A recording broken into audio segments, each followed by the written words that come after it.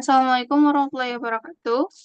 So in this video, we will explain or present about incomplete missing comparison and missing conjunction.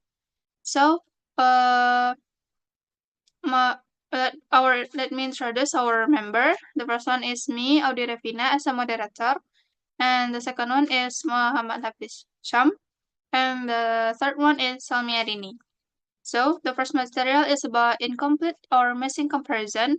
Will explain by Muhammad Hafiz. Muhammad Hafiz, time is yours. Okay, thank you, Audi.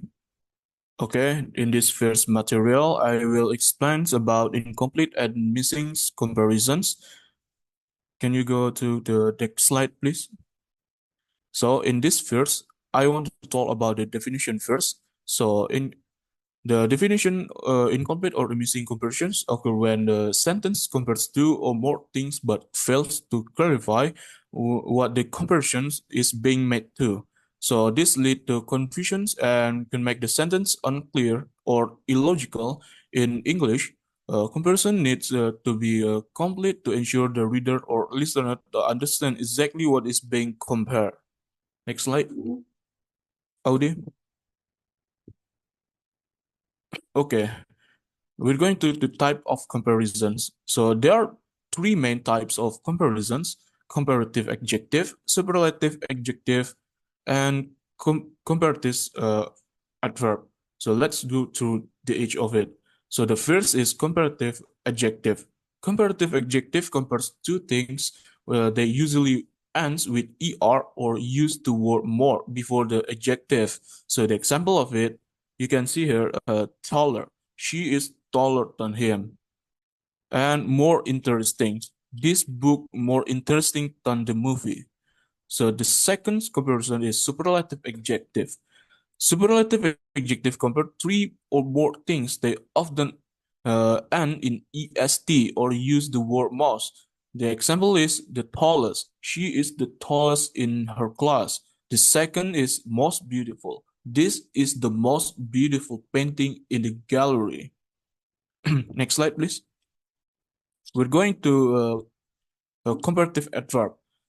Comparative adverbs are used to compare the way in which action are done. They usually end in er or are formed using the word more before the adverb. The example of it is faster. He ran faster than his brother. And more carefully. She drive more carefully than her friends. Okay, next slide, please.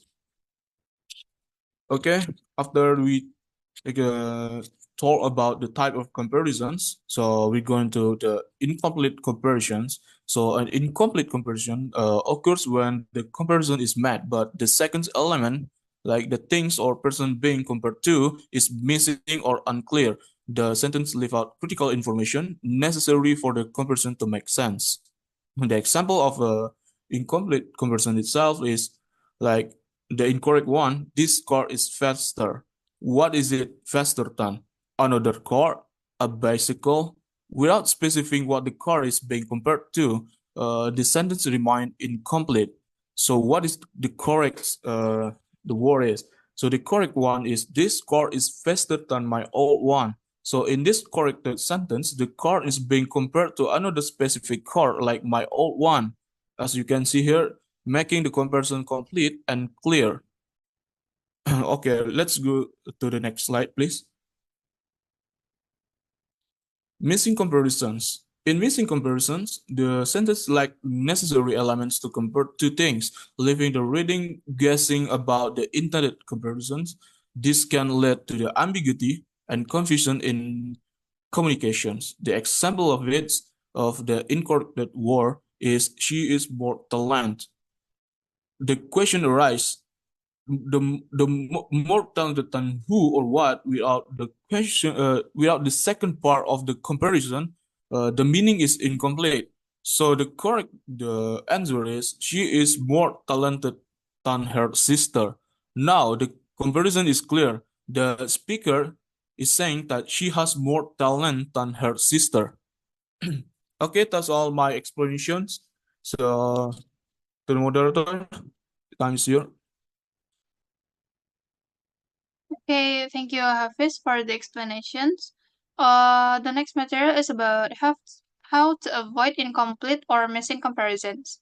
So the first one is the step to avoid incomplete or missing comparison is always complete the comparison. When using a comparative adjective or adverb, for example, like better, faster, or more interesting, always ensure you add the then part of the sentence. Number two is be specific.